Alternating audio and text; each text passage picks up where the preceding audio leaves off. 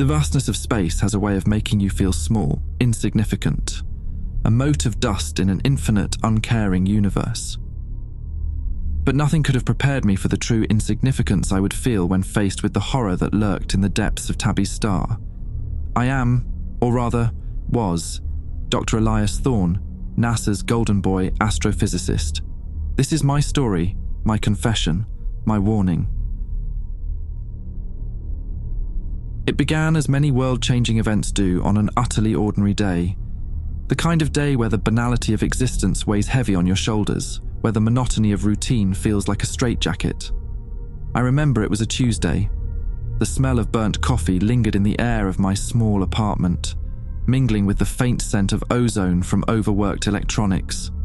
The gentle hum of my refrigerator provided a backdrop to the morning news droning on about political scandals and celebrity gossip. How trivial it all seems now. I was running late, of course. The alarm on my phone had failed to go off, a harbinger of the technological betrayals to come. As I rushed out the door, my tie askew and hair unkempt, I spilled coffee on my favourite shirt. I cursed, dabbing at the stain with a napkin, unaware that in a few short hours, such mundane concerns would become laughably irrelevant. The drive to Goddard Space Flight Center was a blur of brake lights and honking horns. The oppressive heat of the DC summer beat down on my car, the air conditioning struggling to keep up. As I navigated the familiar roads, my mind wandered to the data we'd been receiving from the James Webb Space Telescope. Strange anomalies in the light patterns of KIC 8 462852, better known as Tabby's star. Nothing concrete, nothing definitive, but enough to set my scientific mind buzzing with possibilities. I arrived at the center, hurrying through security with a flashed ID badge and a mumbled greeting. The fluorescent lights of the corridor seemed harsh after the natural sunlight outside, casting everything in a sickly, artificial glow. The air was cold, almost oppressively so, a stark contrast to the sweltering heat outside. It was as if the building itself was trying to separate us from the world beyond its walls, to create a sterile environment where the mysteries of the universe could be safely dissected and analysed. As I power-walked through the maze-like corridors, my colleague Sarah fell into step beside me. Sarah Zhang, brilliant astrophysicist and the only person I knew who could match me, coffee for coffee during our marathon research sessions. Her dark hair was pulled back in its usual practical ponytail, and she eyed my stained shirt with amusement. "Rough morning, Eli?" she asked, her voice tinged with both sympathy and amusement. I grunted in response, trying in vain to smooth down my dishevelled hair. "Let's just say I'm ready for this day to be over, and it's barely begun." Sarah laughed, the sound echoing off the stark white walls. "Well, buckle up. We've got that new data coming in from Webb today.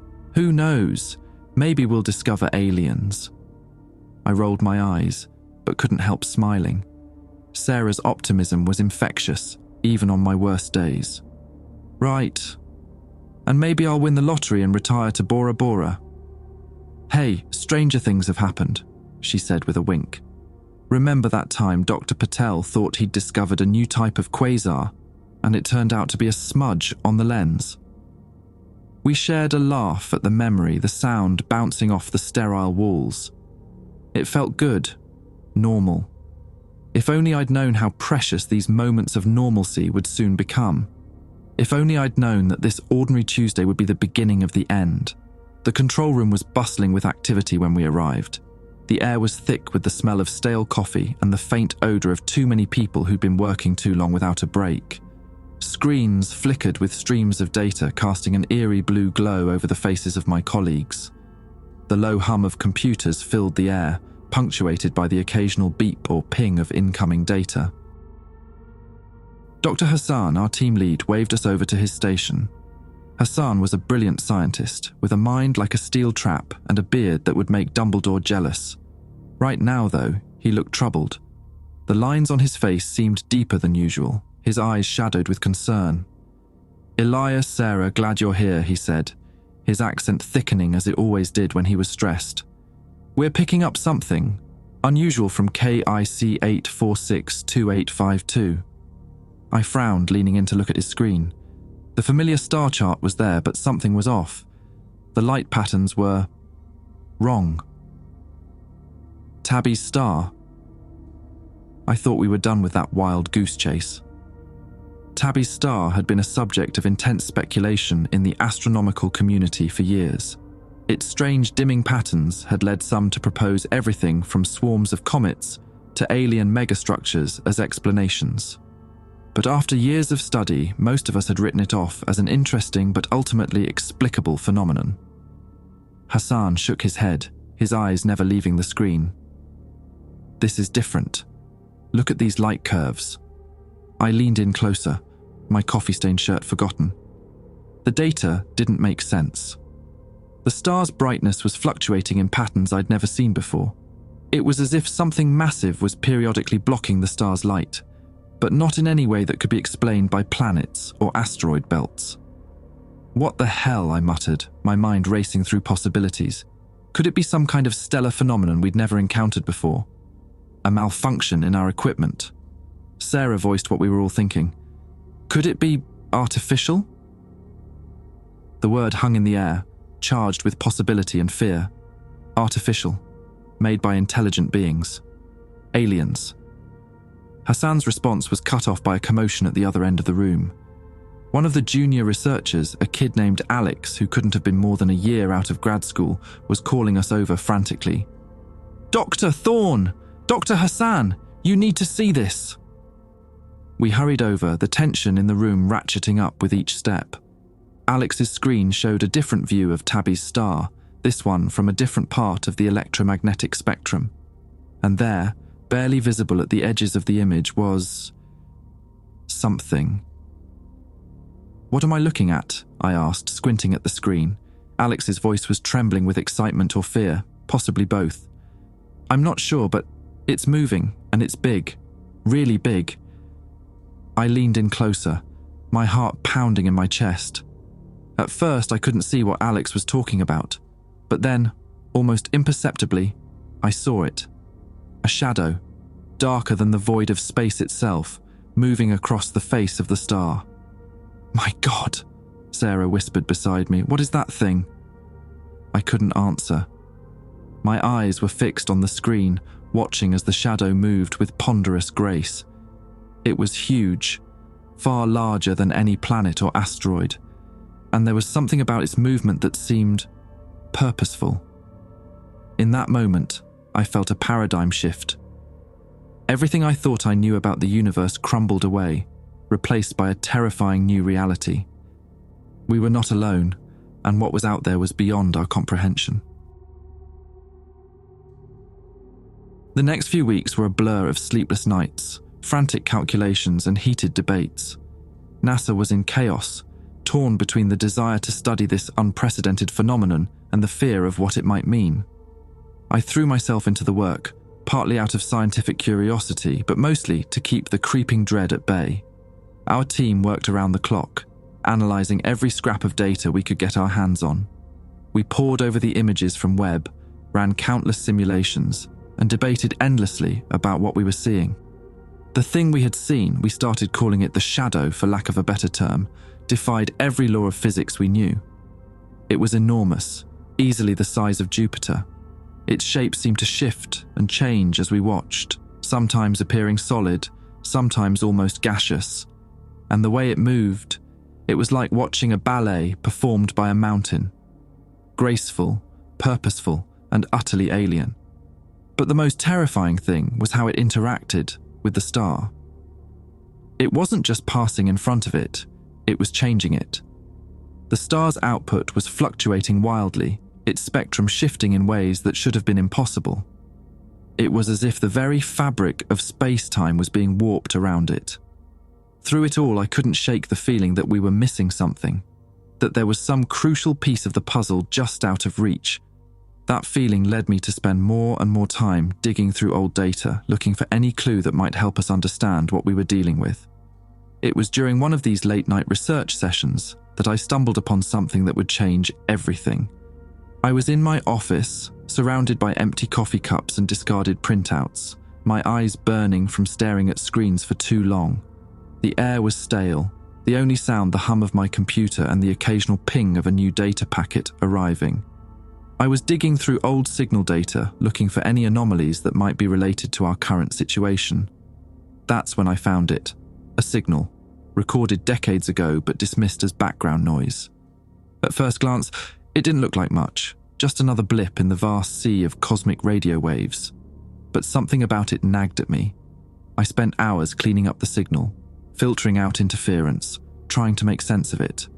The night deepened outside my window, the stars wheeling overhead, oblivious to the cosmic horror we were uncovering. And then, just as the first rays of dawn were starting to peek through my office window, it hit me. The signal wasn't noise. It was a message. My hands shook as I ran the decryption algorithms, my heart pounding as the message became clear. It was a warning, sent across vast stretches of space and time. A warning about Tabby's star, about the beings we now saw feeding on it. But more than that, it was a warning about what the star contained. The message called it a cage, a prison for something ancient and terrible. The creature we saw wasn't a predator, it was a guardian, keeping something far worse contained. And it wasn't alone. The message spoke of multiple entities, vast beyond comprehension, coiled around the star like serpents around an egg.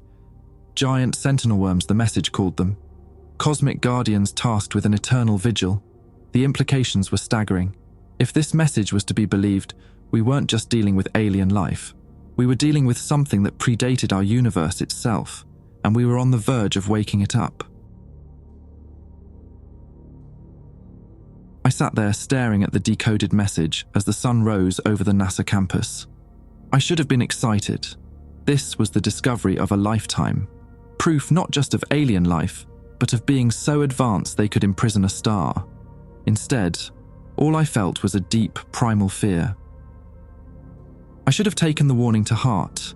I should have advocated for leaving that cursed star system alone. But the scientist in me, the part that always needed to know more, couldn't let it go. And so, when NASA announced a manned mission to study the phenomenon up close, I volunteered. The debates leading up to the mission were fierce.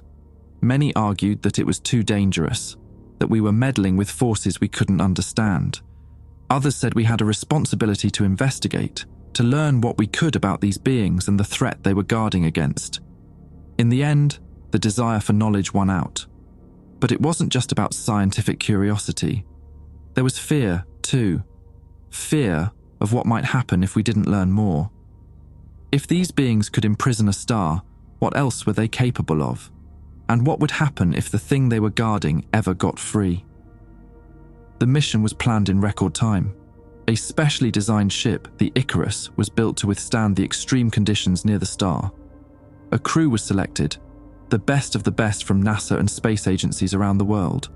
And, much to my surprise, I was chosen as the mission's lead scientist. The night before the launch, I couldn't sleep. I stood on the balcony of my hotel room, looking up at the stars. Somewhere out there was Tabby's star and the monstrous worms that circled it. Somewhere out there was a truth that might shake the foundations of our understanding of the universe.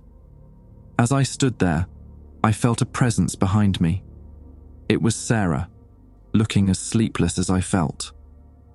"Big day tomorrow," she said, coming to stand beside me. I nodded, not trusting myself to speak. "Are you scared?" she asked after a moment. I turned to look at her. In the dim light, I could see the mix of fear and excitement in her eyes. It mirrored what I felt in my own heart. Terrified, I admitted, but also, I don't know, exhilarated. We're about to see something no human has ever seen before. We're going to change history. Sarah smiled, but it didn't reach her eyes. "Just promise me one thing, Eli. Promise me you'll be careful out there. Don't do anything stupid heroic, okay?" I tried to laugh it off. "Me? Heroic? Have you met me?" But we both knew the gravity of what we were about to undertake.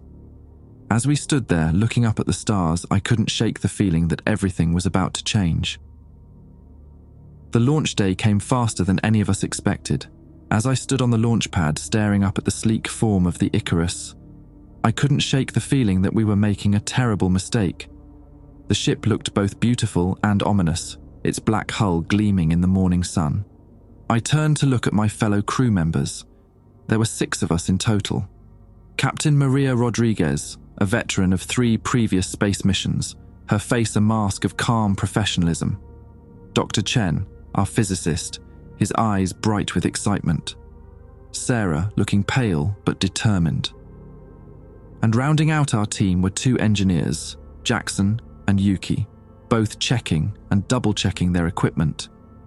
We were an odd mix, scientists and explorers, about to embark on the most important mission in human history. As we went through our final preparations, I caught snatches of conversation around me. "Just hope the new shielding holds up," Jackson was saying to Yuki. "The radiation near that star is going to be intense." "It'll hold," Yuki replied, her voice confident. "I designed it myself, remember?" Nearby, Chen was practically bouncing with excitement. "Can you believe it?" he was saying to anyone who would listen. "We're going to be the first humans to encounter alien life, real intelligent alien life." I wished I could share his enthusiasm, but all I could think about was the warning in that ancient message. The cage, the prisoner, the sentinel worms. What were we really flying into? The journey to Tabby's star took months, but it felt like no time at all. Each day brought us closer to our destination, and with it, a growing sense of unease. The crew tried to keep spirits high with movie nights and shared meals, but there was an undercurrent of tension that never quite went away. Life aboard the Icarus settled into a routine. We each had our duties, running tests, maintaining equipment, keeping ourselves in shape for the mission ahead. But in our downtime, we found ways to keep ourselves entertained. Movie nights became a regular thing. We'd gather in the small common area, floating in zero gravity, and watch old sci-fi films. There was something both comforting and ironic about watching Alien or 2001: A Space Odyssey, while actually in space, on our way to encounter real alien life.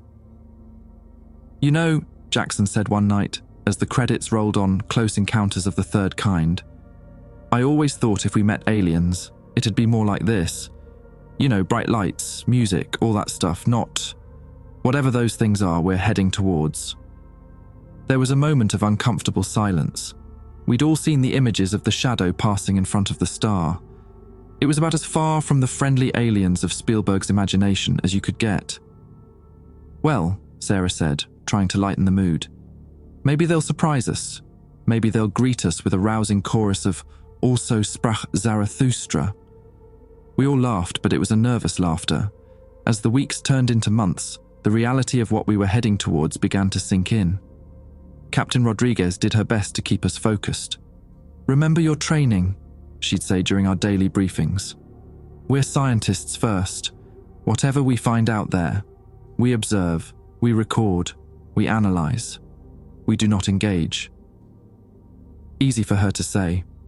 She hadn't seen what I'd seen in that ancient signal. As we approached the star system, the mood on the ship changed. The jokes became fewer, the silences longer. We were all feeling it, the weight of the unknown pressing down on us. And then we saw it. No amount of data or images could have prepared us for the reality. Tabby's star loomed before us, a dying giant being slowly devoured by creatures beyond imagination. At first, all we could see was the star itself, its light fluctuating in unnatural patterns. But as we drew closer, we began to make out shapes moving across its surface. "My God," Rodriguez whispered, her usual composure cracking. "What are those things?" We watched in horrified fascination as the shapes became clearer. They were enormous, each one easily the size of Jupiter. Their bodies were long and serpentine, coiling around the star like monstrous snakes. As we watched, one of them opened what could only be described as a mouth, a gaping maw large enough to swallow Earth whole. It seemed to take a bite out of the star itself, the stellar material flowing into its body. The sentinel worms, I breathed, the words from the ancient message echoing in my mind. They're real. Sarah turned to me, her face pale. Sentinel worms? Eli, what are you talking about? I realized then that I had never told the others about the message I'd decoded. There had never seemed to be a right time, and part of me had hoped it would turn out to be a mistake, a misinterpretation. But now, faced with the reality before us, I knew I couldn't keep it to myself any longer. As I explained about the message, about the warning it contained, I watched the faces of my crewmates. Shock, disbelief, and fear played across their features. So these things, Chen said, gesturing at the monstrous forms writhing around the star. They're not feeding on the star. They're guarding it. I nodded. Guarding something inside it. Something the message called a prisoner. Something that predates our universe. A heavy silence fell over the bridge. We all stared out at the impossible scene before us, trying to wrap our minds around what we were seeing, what it meant. That's when things started to go wrong. It began with small malfunctions, instruments giving impossible readings, communications becoming garbled. Then the nightmares started. Every night, I'd wake up in a cold sweat, my mind filled with visions of vast, dark spaces and something stirring in the depths. I wasn't the only one affected. The entire crew was on edge, jumping at shadows. And then there was Dr. Chen. I'll never forget the look in his eyes when he came to me, babbling about voices in his head. They're calling me Elias, he said, his gaze unfocused. They want me to join them. I tried to reason with him, to get him to the med bay, but it was too late. Before any of us could stop him, Chen had suited up and airficked himself out of the ship. We watched in horror as he drifted towards the star, his arms spread wide as if in welcome. One of the sentinel worms detached itself from the star's surface, moving with impossible speed. In seconds, it had engulfed Chen. I'll never forget his scream over the comlink, a sound of both agony and ecstasy. After that, everything fell apart. Rodriguez wanted to abort the mission, but our engines wouldn't respond. We were trapped, held in place by forces we couldn't understand. That's when I finally deciphered the last part of the alien message, the part I'd been struggling with for months, and the truth it revealed was more horrifying than anything I could have imagined. The star wasn't a star at all. It was a prison, built eons ago to contain something that predated the universe itself. The worms weren't feeding on the star. They were feeding it, keeping the entity within trapped. But now, with our arrival, the balance had been disrupted. We had become the key to its prison, the final component in a plan set in motion before Earth even existed. As I write this, huddled in the command module of our dying ship, I can feel it stirring. Reality bends around us, time and space twisting in ways that make my mind scream. The others are gone, consumed by the worms or driven mad by what they've seen. I alone know the truth and the choice before me. I can let this happen, allow the entity to escape and reshape reality in its image. Or I can do the unthinkable, sacrifice myself to the star, become one with the worms, and keep the horror contained for a while longer. The irony isn't lost on me. All my life, I've searched for meaning in the stars. Now, I've found it, and it's more terrible than I could have ever imagined. As I look out at the writhing mass of worms, at the pulsing heart of the false star, I make my choice. I suit up, my hands steady for the first time in weeks. With one last look at the Earth, a tiny blue dot impossibly far away, I open the airlock. The vacuum of space embraces me, pulling me towards my destiny. As the worms approach, their vast bodies blotting out the stars, I close my eyes. In my last moments of humanity, I think of home, of the simple joys I'll never experience again. A cup of coffee on a sunny morning, the laugh of a friend, the feeling of grass beneath my feet. Then the worms are upon me, and I am unmade. But it doesn't end there. As my consciousness dissolves, merging with the vast alien minds of the sentinel worms I understand at last. This was always meant to happen, the message, the mission, my choice. It was all part of a cycle as old as time itself. I'm no longer Elias Thorne.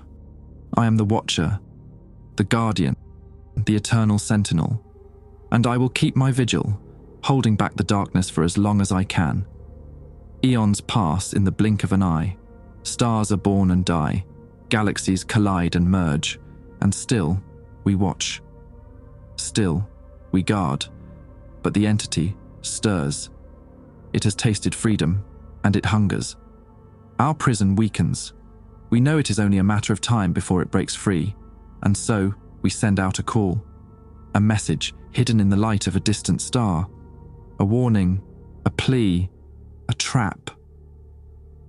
Somewhere on a blue planet circling an unremarkable star, a young scientist will look up at the night sky and wonder. They will see our star, our prison, our home. They will be curious. They will come. And the cycle will begin anew. For we are the wardens of reality, the guardians of existence itself. We are the sentinel worms of Tabby's star, and our vigil is eternal. But sometimes, in the vast stretches between moments, in the infinite spaces between thought, I remember. I remember a life before, a name, a face. I remember earth, and coffee, and laughter. And I weep, for what was lost, and for what must be. This is the price of guardianship. This is the cost of keeping the universe safe from horrors beyond comprehension. This is our story, our warning, our eternal truth. Look to the stars, but beware what looks back.